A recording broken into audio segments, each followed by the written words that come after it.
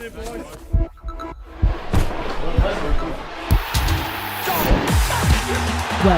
to the show that has it all. This is the Betfred Super League. What a game! Champions, challengers, newcomers, leagues faithful. Hold on tight. This is the Betfred Super League 2024. There's nothing like league. Yeah.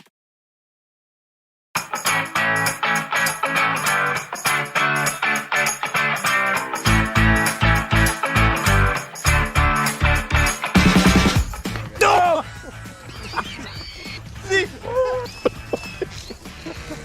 Got me here. It took a big chunk out of me. Bleeding. It's bleeding. Oh no, it's bleeding. The thing just ripped my ear off. What do you think?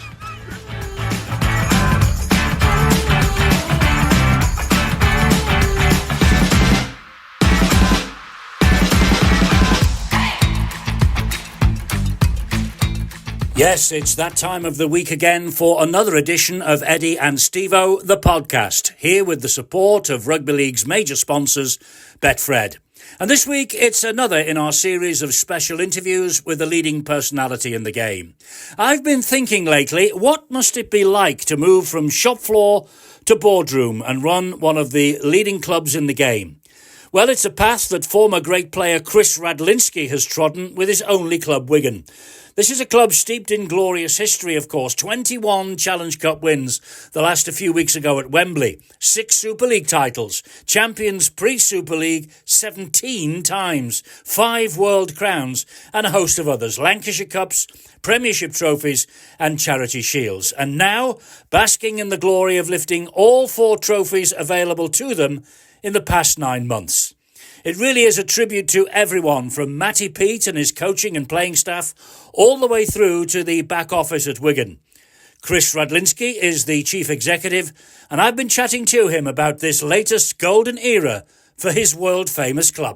Kris, thank you very much for giving your time to the Eddie and Stevo podcast, first of all.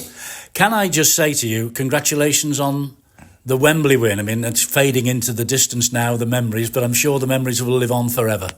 Yeah, thanks, Eddie. It's good to be here. It was an amazing day. We've not been to Wembley for a number of years, and the sun was shining. I was really thrilled we had the game against Warrington. I think it was the final that probably everybody wanted to see. The game actually itself probably didn't live up to the hype, but nevertheless there was some good performances on display, and we managed to get the win, which was the 21st time we've lifted the great trophy. So it was a great weekend.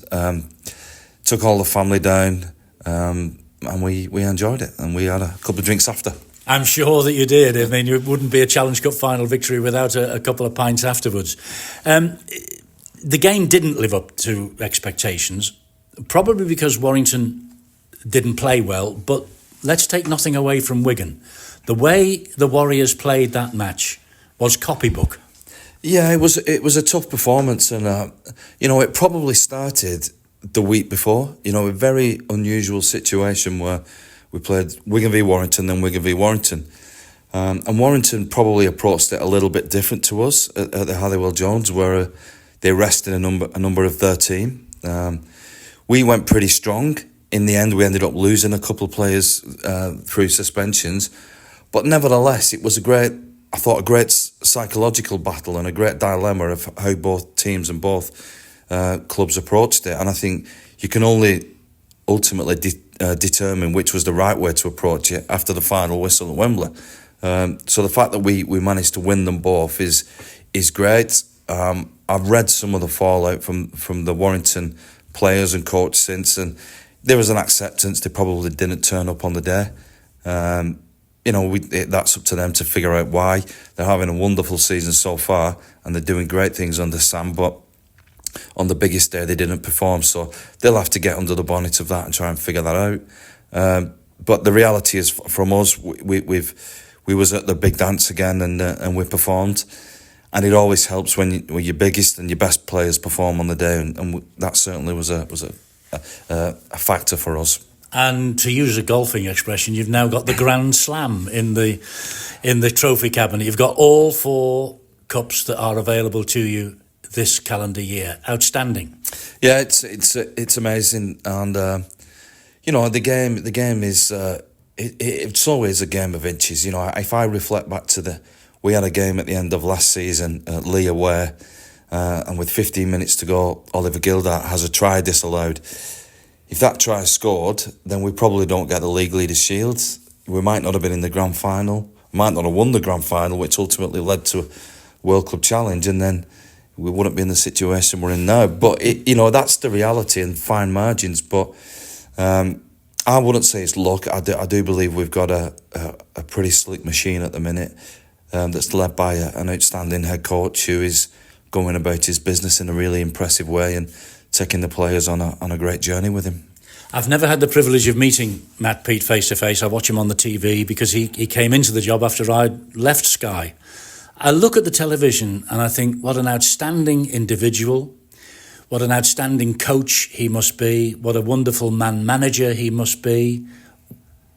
I mean, when you signed him, when you announced him, people said, who the heck is Matt Peet? But you knew who he was. Yeah, I've been working for Matt for probably 11 or 12 years now, and I've said many times he's had a 10-year job interview with me. I've spoke to him every time, but I can't fail to be impressed with him. Look, he's surrounded by some great people in Thomas Luluai, Sean O'Loughlin, Sean Wayne, Dennis Betts, Joel Tompkins, real experience, and he taps into that. But ultimately, he leads all these people. He's a great communicator. He's a great student of communication, a great student of people, and he's curious about himself. He away from the game, he takes himself off on I should say, ventures of discovery where he's learning to unlock potential in himself, and it's very, very unusual. Most coaches in Super League, I would suggest, are coaching the same way. It's the ones who think a little bit differently outside of the box about how to get the best out of people, which is the ones who are making the difference. And we've signed him on a long-term contract, because I think he can get better and better. Because not many people knew who he was at the start, he's still a little bit nervous in the job of thinking that he deserves it. And our history has created this nervous tension with the wonderful coaches that have gone before, but by the end of his time here, he'll be up there with the very, very best of them, and that's a pretty scary statement when you think about who's gone before. Indeed, it's a hell of an accolade you've given him even before he eventually decides to pack in. He is so impressive. I've never seen him lose his rag. I've never seen him gesticulate, thump the desk. He seems level-headed. I mean, if you could sum him up in a few sentences, you've already described the things he does outside the box, but day to day, 7 days a week as a rugby league head coach, what's he like? He's very calm, he's very considered. I think, I enjoy listening to him in the press. I think he's a great representative of our club, and he's a great representative of the game. There are times when things have not gone for us in the game, or there might be a decision, gone against us, but he'll never reflect on that. He'll never comment on it. He'll always be balanced in his views, and he'll always recognise the opposition and the officials who kind of take control of the game. And I think that's what's led to opposition fans actually liking him as well, because he's not controversial, because he's not making statements, and he's pretty honest in his assessment of everything he says. So I'm surprised. There's no doubt I'm surprised that he's done it all in such a short period of time. But it doesn't surprise me, because I knew it's one of the hottest seats in rugby league, a coach at Wigan. So we had to give it to somebody who had the tools. But the speed in which he's done it has probably caught us all off guard. I mean, 5 trophies in 2.5 years, outstanding. As a player, what was he a player? Did he come through the ranks, or has he always been a student of the game? He's a community rugby player. He first coached on our academy probably 12 years ago, was a volunteer, but has always just put his hand up. Always, if there is some coach education or some sessions which they can join in at, he'll always be there. And he's worked his way up. We've included him in things along the way, and he's impressed people who he should impress by the way he just carries himself and his respectful nature. So he's a good one, and we've managed to tie down a number of players on longer term contracts. And the first question they've all asked me is, well, what's Matt's plans? What's your plans with him? How long is he going to be here? And I think that's huge. If Bevan French, the first question he says, well, what are you doing with Matt? Then you have to take notice of that. So we've signed him on a long-term deal, a very unusual deal, but I think we can develop him better. We can create opportunities for him and his family to have an outstanding period with us on the field and off the field. I'm excited for where it'll ultimately take him. And you think this domination of the game, and with 4 trophies in the bag already, you think this can continue with Matt and the rest of the boys? Look, I'm not sitting here saying we're going to dominate. I think people who employ me were saying, yes, that's what we want. But we also know with it comes pressure, and there's a target on our head. Saints made us better by their period. Seeing them lift it 4 times was difficult to us. So we worked hard to improve on many areas, and it's pressure. But I think the way we build that into our communications and our messaging to all our players and all our staff right throughout the club, we'll always keep pushing ourselves and doing the best thing that gives us the opportunities to do so. Well, from time immemorial, Wigan has been the standard bearer of the game.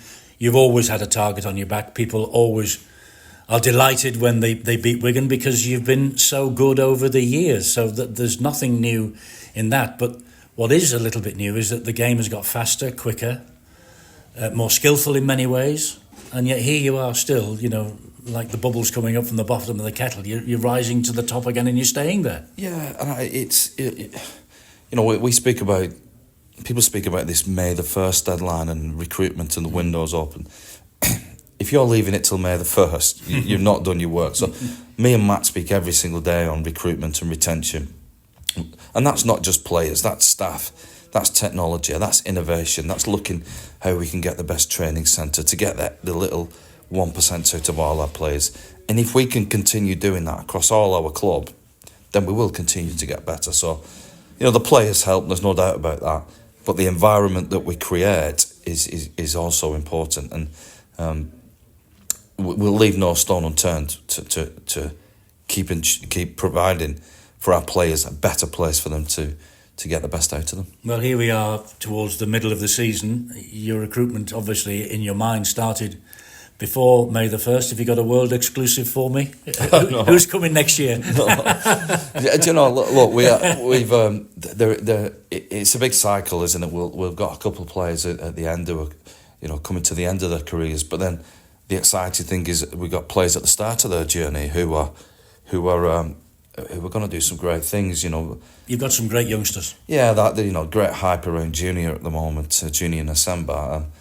He's just an unbelievable athlete. He's played less than 20 games, and he's a cup winner. He's a cup winner, and he doesn't look out of place. He doesn't look out of place in the changing rooms. He doesn't look out of place when he walks into a restaurant with the players. He looks like a superstar.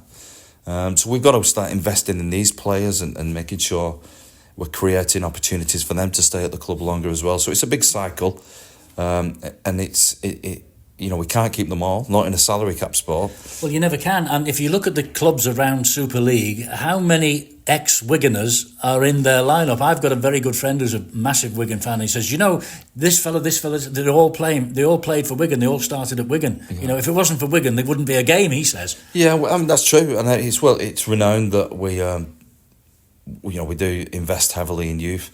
We've got a brilliant head of youth in Shane Eccles, and Joel Tompkins is doing things there at the moment.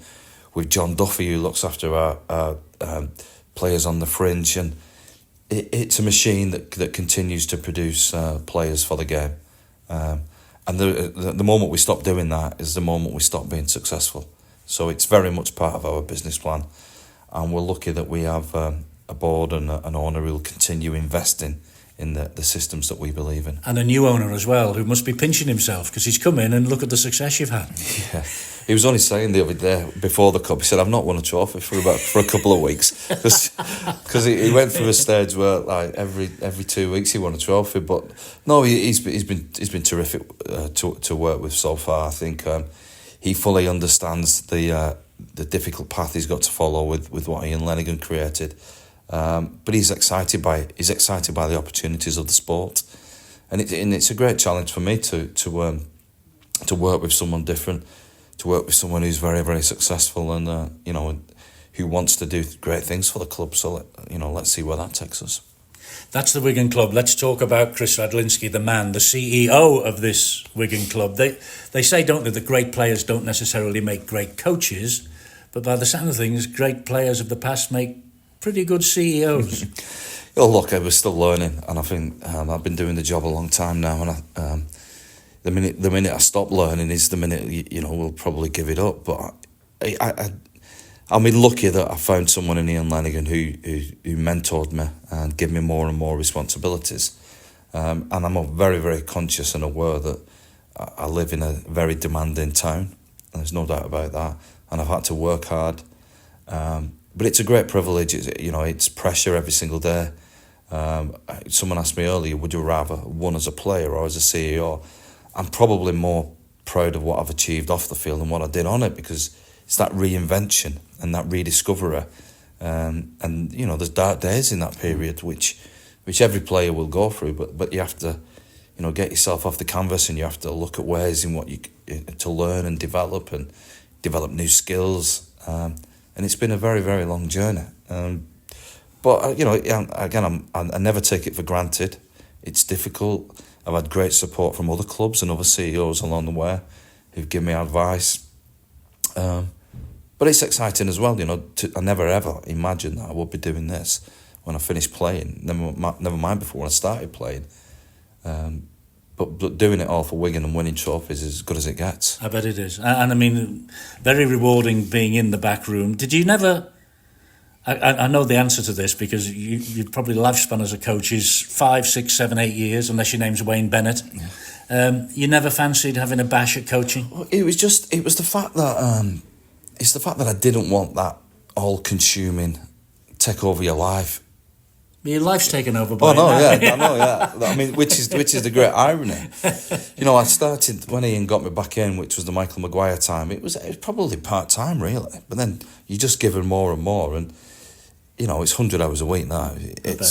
A rugby league business is like no other. There's not just the players and coaches and the recruitment of players and staff there.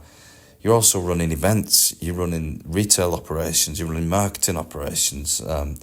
It's a challenge, but it's amazing as well. Professional sport is what we all live for, and it's given me some wonderful opportunities. The fact that I sat in the Royal Box the other day and I had the opportunity to sit there with my wife and my kids, and who've been on this journey with me as well. I'll never ever take that for granted. And I'll never ever take working for Wigan for granted. It's a great honour. How did it come about? You didn't take your boots off, hang them on the nail for the last time, and said, "You know what I'm going to do now? I'm going to run a club." No. Like I said, I got Ian. I spent some time with Ian at the end, and Ian said, "Go and work for the club." And I said, "Doing what?" And he said, "We'll figure it out." Literally figure it out. And then Michael came in. Michael Maguire was an important guy. He brought me and Sean Wayne. And then we just developed over time, and I just got more and more responsibilities. And it was probably about 5 years in where Ian said, "You will be the next chief exec, and we'll get you there in the next 5 years." So, I had to do studying. I spent time in Manchester at different colleges and things, and learning and reading, making mistakes. But it's made us who we are, and. It's amazing. It's amazing, and who knows how long it'll last. Well, for years, the way things are going on the field and off the field, because it's a pretty well-run business and it's quite a profitable business. Otherwise, you wouldn't get the investment that you've just recently had. Yeah. Look, again, the excitement is working with Mike, but you've also got an extra responsibility now, which is the future of the game. The fact that we get a seat at the top table that shapes the destiny of the game. which might mean expansion, which might mean investment. Who knows? Who knows where the international game is going? So, to be at that table and to have an opportunity to shape the future of the game is also a great privilege and a great pressure as well. We all know that IMG are here for the next probably 10 more years now, and we've all got to work hard to hold these guys to account and try and not waste this opportunity.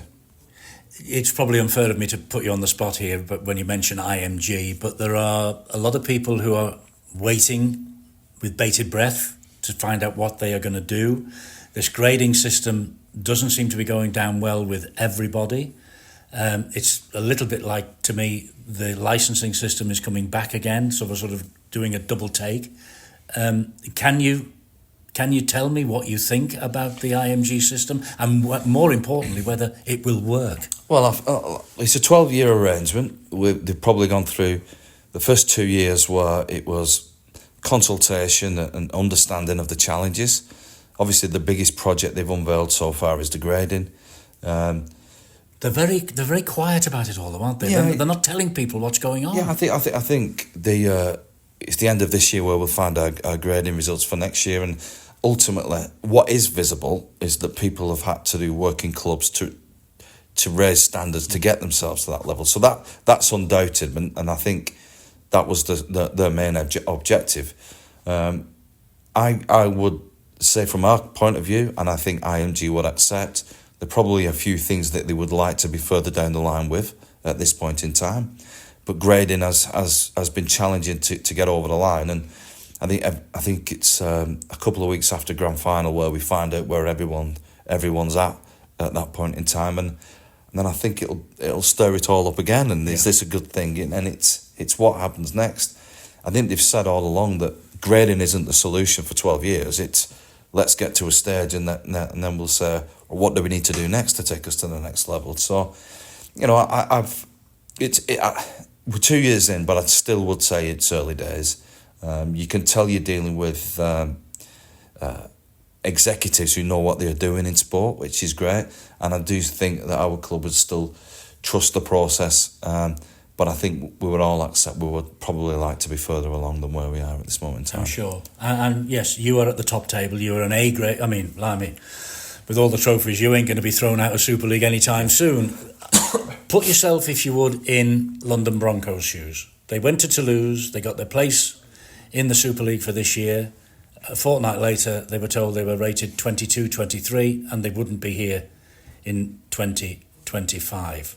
I mean, it's no surprise at the bottom of the table, is it? David Hughes has invested millions, but he's not prepared, I don't think, anymore to put millions in if they're going to be in the Championship next year. Yeah, and I think the reality is that there were areas which were highlighted as things that we need to look after, and London was one of them. And I don't know what the strategy is for London at this moment in time. They all say that we need a team in London. We need a successful club in London. Yeah, absolutely. And if you speak to the guys from the Rugby League World Cup committee, who say that the number of people who bought tickets from London is like more than anywhere in the country. So we have to have that. We as a club believe in London. Ian took a game there many, many years ago. And it's probably concerning that we've not a plan for London at this moment in time. They were never going to be able to recruit for this year in that period of time. What I would say is that I think Mike Eccles is doing a pretty wonderful job, and he speaks so well. And I hope we find an opportunity to keep them engaged and keep them within touching distance or within Super League at some point, because we can't afford to waste it. I don't think it's a great message, and whatever way possible in which we can support them, I know our club would, and I know my owner would, but we've got to find whatever that way is. They're probably going to be. Well, they are going to be in the Championship next year, and maybe Wakefield or a Toulouse or somebody will come up and fill their shoes. But with all due respect to Wakefield, it's not expansion, is it? That is not expanding the game, not taking the game to new audiences. No, exactly. You have to take your hat off to Matt Ellis. He's invested money into the stand and the playing squad, and he's doing things right, and they're making some real noises to get back up there. I don't think people can quite get their head around the fact that the performance criteria carries enough weight to return in to stay in the division that you, and that's the biggest argument for Championship clubs, the fact that you can finish top of the league but you might not go up into Super League, which is for people who love sport and for the purist in sport find that difficult to take. They call it promotion by spreadsheet, which is not great. Which doesn't go down well with the British public. And if you run it back to its ultimate, if you remember Catalan Dragons, when they came in, they had a 3-year moratorium. They finished bottom of the table. They weren't going anywhere, and they were allowed to build. And look where they are now. One of the great success stories of the Super League. Absolutely, and he's invested so much money, Bernard, and he's still packing the stadium out, and teams from over here are still taking loads of fans over there. So it's been a real success story, but it doesn't appear to have been thought through with the London point of view, and which is surprising when you look at it as a key priority. France was another one. The women's game was another one. London, they were the three. Why greater emphasis has not been put on what we do with London is it needs answering, to be honest. Well, let's wait and see. Look, I tried to get us away from all the politics of the game and talk about you. Rugby league, it's impossible. It is exactly. Politics and the game, the sport goes hand in glove. You've got a fantastic player who's just won the Lance Todd Trophy at Wembley in Bevan French. It's something that you won 2002. Correct, yeah. At Murrayfield. Yeah. You were never playing until the morning of the game. You had a bad ankle. Yeah, bad foot, yeah. Bad foot. You're in a right mess. Yeah. You came on. You weren't fit, you won the Lance Todd Trophy. Yeah. That must be, despite all that you've achieved backroom as a poacher turned gamekeeper, that must be your proudest moment, surely. Yeah, look, it was Wigan Saints, which is, to do it in that game was obviously a big thing. I'm a realist, Eddie, and I know that what happened to me in that week leading up to the game put the spotlight on me for that game. And I did do some good things in the game. But I also know that Adrian Lamb was outstanding that day as a halfback, and if I didn't have the week I had leading up to it, then Adrian Lamb might have been the Lance Todd that day. But what I would say, it's a very, very cool club to be part of.